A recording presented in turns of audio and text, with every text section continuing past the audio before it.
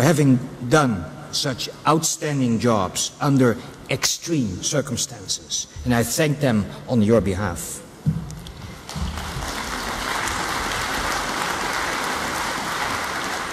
There were other disasters, hurricanes, earthquakes, floods, and in most cases we were able to provide some humanitarian assistance, either directly or through aid agencies.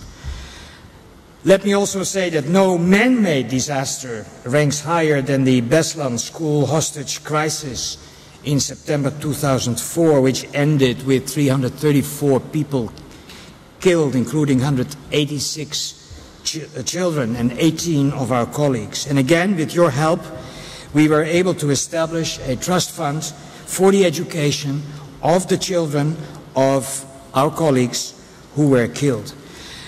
In the past 3 years, we have become keenly aware that our disaster relief work, whether humanitarian assistance or rehabilitation programs, is important for many of our members.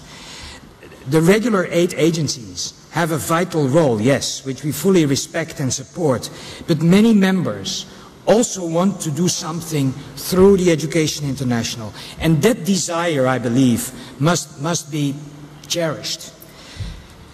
In March of 2007, the Executive Board set new parameters for EI relief work as one of the 3 components of our solidarity program. The other 2 components are solidarity assistance aimed at supporting unions and their members where they are victims of repression and violations of human and trade union rights, and development cooperation aimed at strengthening our member organizations. This cooperation, colleagues, is our core business. It is one of our main tools to combat poverty and inequity and to achieve human rights and democracy. And it is an ongoing effort, an ongoing cooperative effort between EI, the donor organizations and education unions in all regions. And let me thank all member unions who have contributed resources, time, but more important, commitment to this work. It is very tempting to list the many programs and organizations which have made an important difference. I refer to the report. But let me take you to the blank spots on EI's world map of cooperation, areas where strong, independent education unions could make a tremendous contribution to democratic change and development. And those blank spots are Central Asia, the Middle East, and parts of North and East Africa, where we must step up our activities. You remember, our 4th World Congress adopted a resolution on the Middle East, mandating the Executive Board to establish an advisory committee and to develop a plan of action. We have done all of that, and the Board, in the program that will be discussed later this week, the Board proposes that in the coming 4 years we invest €1 million in trade union training and professional development for our members and future members in the countries in the Middle East, with emphasis on Palestine, Israel and their immediate neighbors. And all of this is clearly focused on helping achieve the peace process.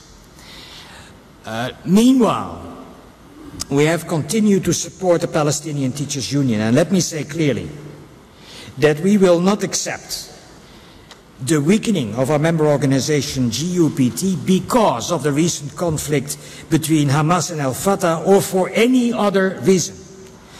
One of the basic conditions for a future with peace and progress in the countries of the Middle East is to have independent and democratic education unions.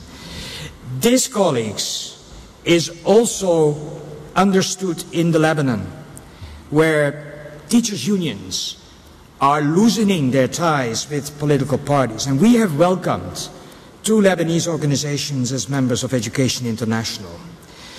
We had a first meeting last summer in the ravaged city of Beirut. 25 Lebanese and 4 Israeli teachers lost their lives in last year's war.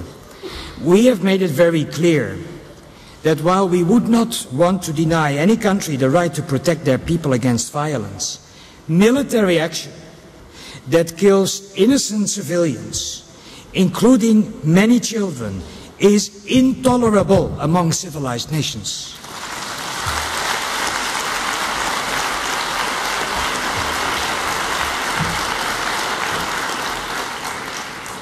Throughout this ugly conflict, we remained in close contact with our Israeli, Palestine and Lebanese member organizations and try to help them all. No good news, as you know, colleagues, from Iraq either, where teachers have been increasingly targeted by radical Shiites or Sunnis who want them to take sides in the conflict. Now, no matter what we think about the role our governments play, it is of the utmost importance that, again, we help to build democratic and independent teachers' organizations that are able to exert the moral and political pressure needed to break out the vicious cycles of violence and get the focus back where it should be, on rebuilding, not destroying.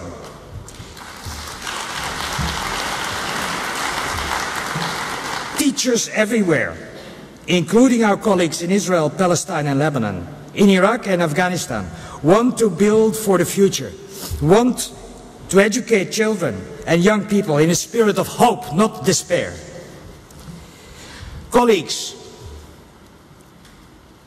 if the international community had only been a bit more decisive over Darfur, how many lives could have been saved?